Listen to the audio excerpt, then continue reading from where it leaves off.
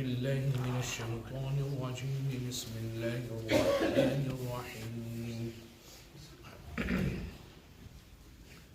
سبحان الذي أسرى بعبده ليلا من المسجد الحرام إلى المسجد الأقصى الذي باركنا حوله لنريه من آياتنا إنه هو السميع البصير وآتينا موسى الكتاب وجعلناه هدى لبني إسرائيل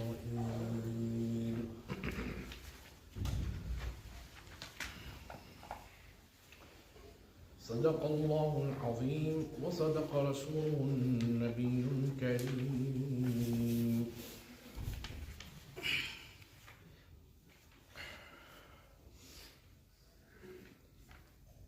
Continuing the Tafseer of the first verse, the first couple of verses of Surah Bani Israel, in which Allah Ta'ala mentions the miraculous journey of Miraj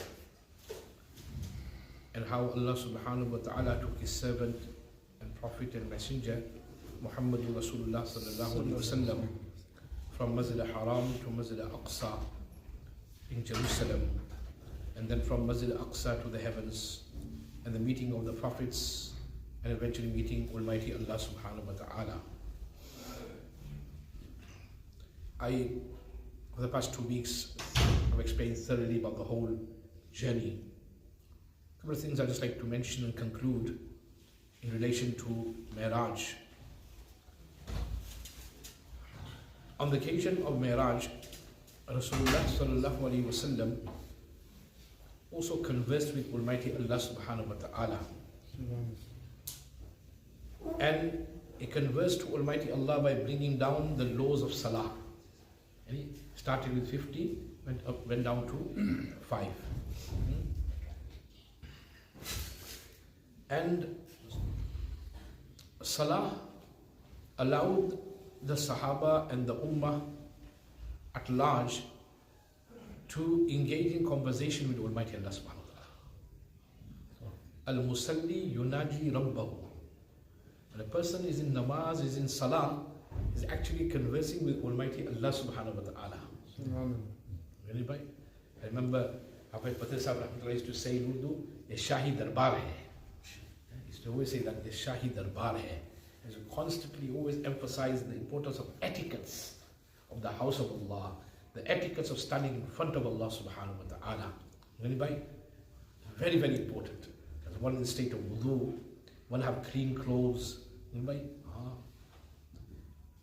Imam Hassan Basir Rahmatullah alayhi, the great tabi'i, the verse of the Qur'an Kareem, when he recited and did the tafseer, خُذُوا زِينَتَكُمْ عِنْدَ كُلِّ مَسْجِدٍ. Take your zina. Zina is referring to your clothing. Because the clothing is the zinat and the adornment of the body. Anybody? In the kulli masjid, masjid here referring to the place of sajda, referring to salah. Referring to the masjid and salah. Meaning, make sure you have your clothes on. Right? For the masjid, for the house of Allah, the satar is covered. And because the word used by Allah subhanahu wa ta'ala, zinat, beautification, adorn yourself, zinat. So Hassan Basir used to say that zinat of the body, it's not just clothes, it's good clothes. Look nice. Zinat means when you look nice. So Hassan Basir Rahmatullah, for every salah come to the masjid, he used to wear his best clothes. He wear good clothes. And he was asked, he says, I'm standing in front of Allah Subhanahu wa Ta'ala. This is also adab. So dirty jubba, and then within that sadgi and simplicity, dirty topi, one washed it for 3 weeks. And then, he used to comb the beard, comb his hair, he used to put itar and perfume. Subhanallah. Never go disheveled. He said, I'm standing in front of Allah Subhanahu wa Ta'ala. Everyone has his own way. And his own interpretation. Akabir, Mashayikh, Tabi'een, Muhaddithin, is have his own interpretation of adab and etiquette. And this was the interpretation of Hassan Basri Rahmatullah alayhi. Allahu Akbar. That's why clothes is also very, very important. That's why especially in the summer period, when we people wear t-shirts, And then the t-shirts are very short. So when you go into ruku, all this is exposed here. And that is below the navel. From the navel to the knees is satar. It has to be covered. So if you are going into ruku and that back part here, we're going to sajda, is exposed for the duration of 3 subhanallahs, your namaz is not valid. Your namaz is not valid. So you have to be very, very careful. Very, very careful. And people don't realize, they don't know. That's why probably not here, but in other countries what they used to have jubbas hanging on the rail. So if they're coming from work with a t-shirt on, they're not in the right, they just put the jubba on, because at least the satar is covered. Because it's adab. These clothing are clothing of taqwa. It's clothing which are put stand in front of Allah subhanahu wa ta'ala. Or even if you have shirts, t-shirt, whatever, make sure it's long. Make sure you're going to ruku, this is not exposed. You're going to sajda, gets even more exposed. And then you know the rest. It's not a pretty sight. So it's very, very important. Clothing, the right about of clothing, the adab, clean, tidy, itar, perfume, standing in front of Allah subhanahu wa ta'ala. And when you're conversing with Allah, it requires utmost humility. Allahu Akbar. Because we're standing in front of Malik al-Mulk. Allah. That's why there are certain people, very pious people, when they enter the masjid, they never talk to anyone. They will not even, you see them talk to anyone. Straight into the musalla, either engage in zikr, ibadat, tilawat, or salah. If they want to talk and engage, outside the masjid. Why? Because they're prepared mentally. They're prepared mentally, physically, psychologically, they're prepared. That's why in one hadith it mentions, those who perform wudu, and then they go towards the masjid, that's an indication wudu should be done at home. Because the fazilat here in this hadith is that those who perform wudu and then they go to the masjid, for every step they get one neki, one reward. And one guna and one sin is taken away. And then he says that, and you perform, you do wuzu properly, you walk to the masjid and you perform salah properly. Without your attention being distributed here and there. Allah Ta'ala forgives all your sins. But that fazilat and which is only for those people who actually do wuzu at home. Because you do wuzu properly and then you walk towards the masjid. So you can't be referring to the masjid, can you? It's referring to when you're at home. That's the most important thing here. Why? You're mentally prepared.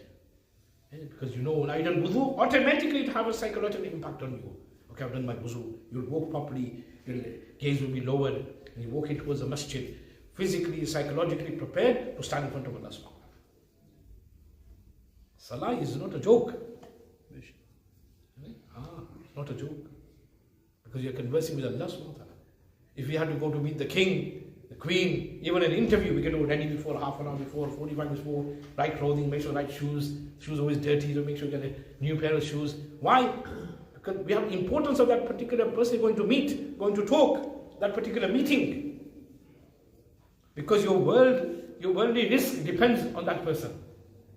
Or your honor and your respect depends on meeting, how to meet, how you approach. This is Allah subhanahu wa ta'ala. Allah subhanahu wa ta'ala. Even football players in professional game, if they kickoff starts at 3 o'clock, do you think they just come from home directly straight to the pitch? No, bhai. They got a whole protocol. They have to do training at this time, this at this time, no alcohol at this time, sleep early, go wake up, so that they can perform at 3 o'clock. So they can perform at 3 o'clock. Their full concentration. Otherwise they'll get sacked. Allah doesn't sack anyone. How many people just come just like that? No wudu, no adab, no nothing. Yet still Allah accepts us in the house of Allah. Why? The doors of Tawbah are always open from Allah subhanahu wa ta'ala. But that doesn't mean to say just delay it. You need to change. Have the awareness of I am standing in front of Allah subhanahu wa ta'ala. Al-Musalli yunaji rabbahu. Because I'm going to go to converse with my Creator. In the other hadith it mentions أن تعبد الله كأنك تراه فإن لم تكن تراه فإنه يراك. Or kama qala alayhi salatu wasalam. Prophet mentions, you worship Allah in such a manner as to be able to see Allah subhanahu wa ta'ala. As to be able to see Allah, have that awareness in your mind and your heart. But I can see Allah. Prophet mentions, فَإِلَّمْ تَكُنْ تَرَى, if you don't reach that status of seeing Allah, فَإِلَّمْ تَكُنْ تَرَى فَإِنَّهُ يَرَاكَ, He is watching you. Have that awareness, Allah is watching me. When you have Allah is watching me, and then you go to CCTV camera is watching me. Amen. I'm not going to pick my nose. And I'm not going to do anything I'm not supposed to do. And Allah is watching. Allah is watching. Allah is watching. Allahu Akbar. So we stand in a state of wudu, have clean clothes, face the Qibla. That's why I even say that if those who have a habit of smoking, right, they come towards the masjid while they're smoking, they should not come to the masjid while smoking. Why? Because if you come from home, especially with the wuzu, the angels are with you. The angels are with you. Angels don't like smoke, it smells. So don't smoke on the way, right on the doorstep, and then throw it away and then go to the masjid. No. From home, get ready. Wuzu, put the smoke away. Because the angels are with you. They're writing every step, they're writing. Every step, they're writing. Allah. Adab. Shahi adab. Adab ka maqam. And those who have true love for Allah, such people, you don't even need to explain to them the etiquettes. Automatically, etiquette and adab will come. There's a saying in Urdu, Mahabbat adab e muhabbat sikha deti hai. Muhabbat adab e muhabbat se. If you have true, genuine love, automatically you have respect for that person. Automatically you have respect. You won't need to be told, stand in this manner, do in this manner. Automatically it will come. You have love for Allah, the house of Allah, the deen of Allah, the laws of Allah, every ibadat ordained by Allah. Automatically that adab will come. Automatically it will come. Then that person not going to ask, is it jais, not jais? It's jais anyway, it's permissible anyway, it doesn't really matter. No, that will not even come to last. Adab, respect time. A lot of things are permissible. That doesn't mean they're good. There's another level. Permissible, but the better level is to do this, because that gets you more closer to Allah subhanahu wa ta'ala. So concentration, devotion, very, very important. Allah Akbar. In relation to the Mi'raj, it's also mentioned, certain commentators of hadith have mentioned that the tashahhud recited at the end of salah is actually a repetition of the words mentioned on the occasion of Mi'raj. The commentators mentioned that Rasulullah sallallahu alaihi wasallam, the night of Mi'raj, actually the whole hadith goes to be in this state that Allah asks, because when the mahbub comes to the beloved, they always bring some sort of hadiyah and tuhfa, a gift. When you meet your beloved, you bring flowers, some gift. I'm going to buy. Before they used to do that, now a lot of people don't give, mashallah. It's good. It's good expression of love, muhabbat. There's nothing wrong in that. It's good. So Allah Ta'ala asked Prophet sallallahu alaihi wasallam, when the lover meets the beloved, he brings hadiyah and tuhfa. I'm going to buy. So he asked Rasulullah, what have you brought for me? So Prophet replied by saying, At-tahiyyatu lillahi was-salawatu wat-tayyibatu lillahi. Allah Akbar. Which means that all devotions offered through words, At-tahiyyatu qawli ibadat. All ibadat which come from a state of qawl, zikr, subhanallah, tilawat, is for Allah subhanahu wa ta'ala. At-tahiyyatu lillahi was-salawatu. And all bodily actions, all bodily ibadat, that is all for Allah subhanahu wa ta'ala.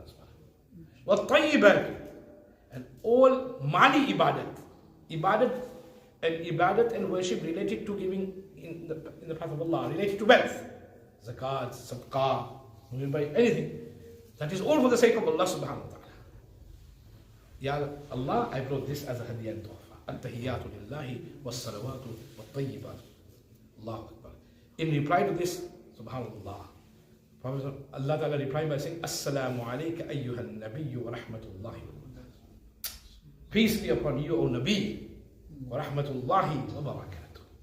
And may Allah's mercy be upon you, and barakah and blessings upon you. Allahu Akbar.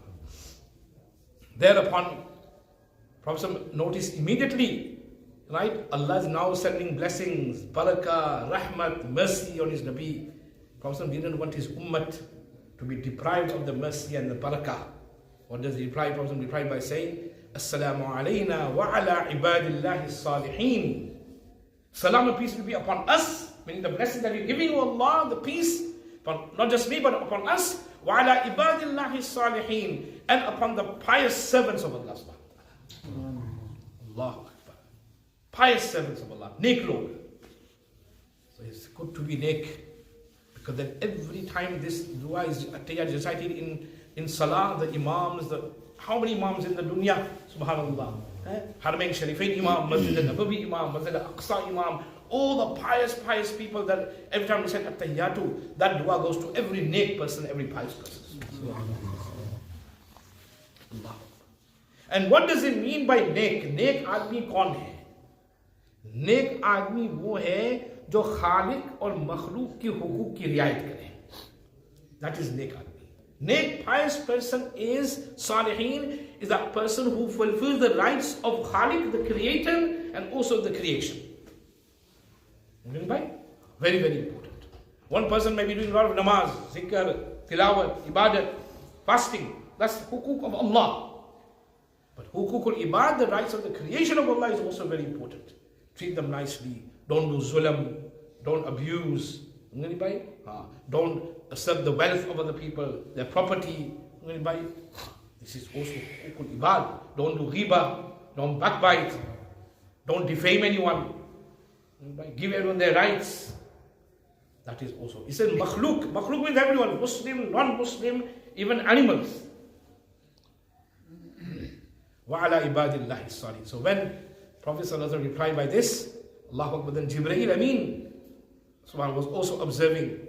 Then what did he say? أَشْهَدُ أَنْ لَا إِلَهَ إِلَّا اللَّهِ وَأَشْهَدُ أَنَّ مُحَمَّدًا عَبْدُهُ وَرَسُولُهُ. As Jibreel Ameen also took part in this. So this is a whole three-way conversation at Tahiyyatu. Allah subhanahu wa ta'ala, Rasul sallallahu alayhi wa sallam, and Jibreel Ameen as well.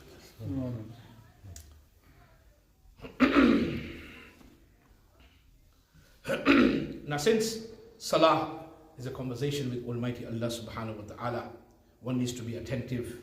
So make sure that if you are in the state where you need to relieve yourself, you're about to stand up for namaz, first relieve yourself, then stand up in namaz.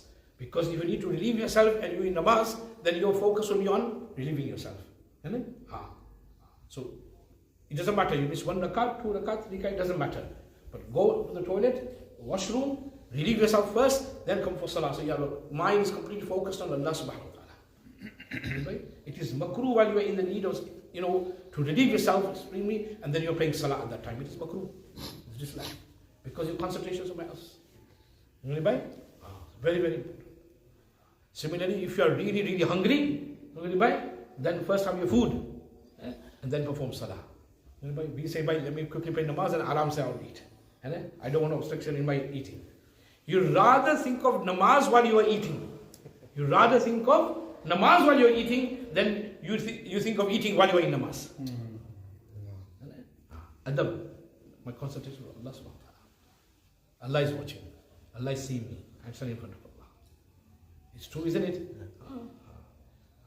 When you go to a big interview, big person, let me have my food first, because I don't want any disruption there, I don't want tea there, nothing like a proper important meeting, I don't want all these distractions. In those big meetings, you take your mobile phone out. Someone rude against etiquette of meeting. In front of Allah subhanahu wa ta'ala, take the phone out, don't ring in 3 times, 4 times, good. Al-Musalli yunaji Rabbu. Remember, this salah we gain as a gift from Allah subhanahu wa ta'ala from Miraj. From Miraj. It requires utmost respect and appreciation. It was given as a gift. The gift. It's not a burden. Only those people who find salah or any other ibadat as a burden, those who are spiritually weak, spiritually ill. They will find every ibadat as a burden. They can't wait for it to finish. First of all, they don't even want to do it. And when they do it, they do it lazily. وَإِذَا قَامُوا إِلَى الصَّلَاةِ قَامُوا كُسَالَى. In the verse of the Qur'an Kareem, Allah describes the munafiqeen and the hypocrites. What are their actions? What are their habits? And one of them mentions, وَإِذَا قَامُوا إِلَى الصَّلَاةِ قَامُوا كُسَالَى. When they stand up in namaz, they stand up lazily. Lazy. Why do they stand up lazily? Because their purpose of performing salah is not Allah and to please Allah. Their purpose of performing salah is yura'un an-nas, just to show people that I come to the masjid. So my dad knows I'm here. So Maulana is over here. So people, society know I'm here. Otherwise I don't really want to be here. And such people Allah mentions, these such hypocrites were lazy for ibadah and worship. وَلَا يَذْكُرُونَ اللَّهَ إِلَّا قَلِيلًا. They remember Allah very little.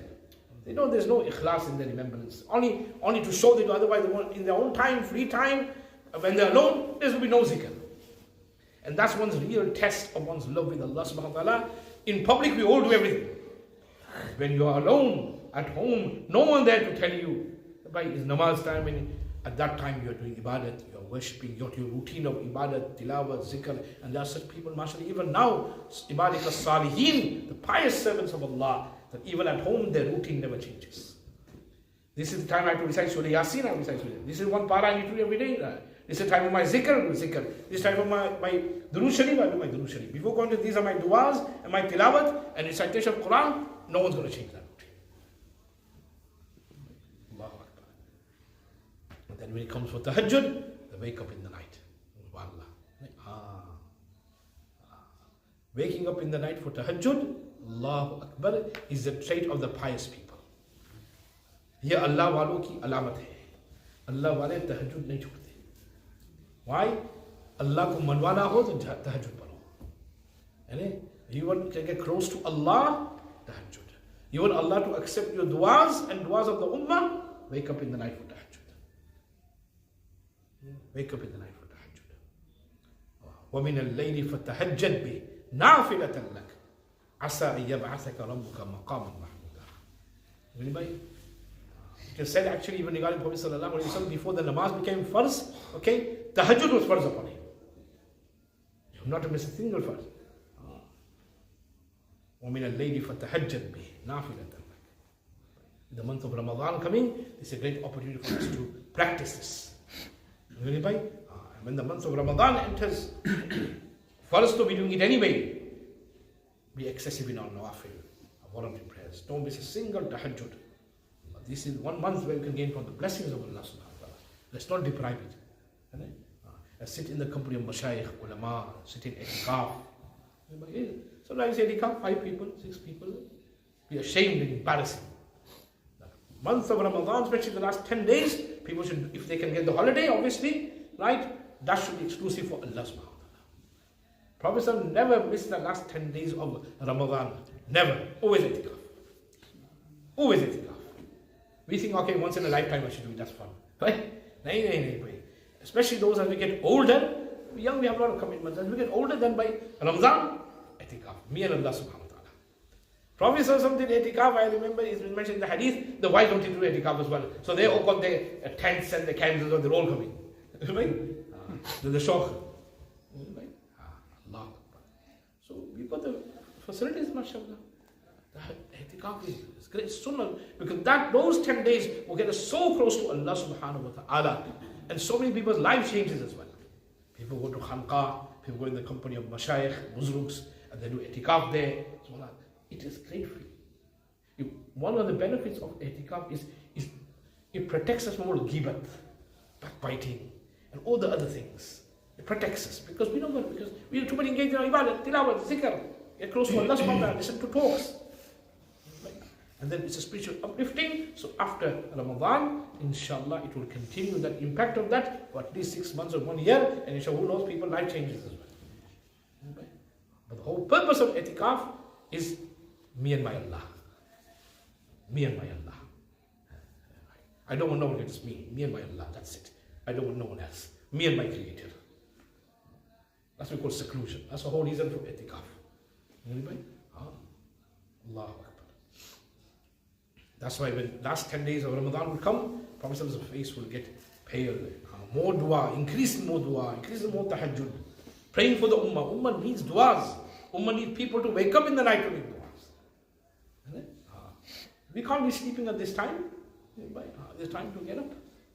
May Allah tabarak wa ta'ala give us the tawfiq. Subhanallah wa bihamdihi, subhanallah wa bihamdihi.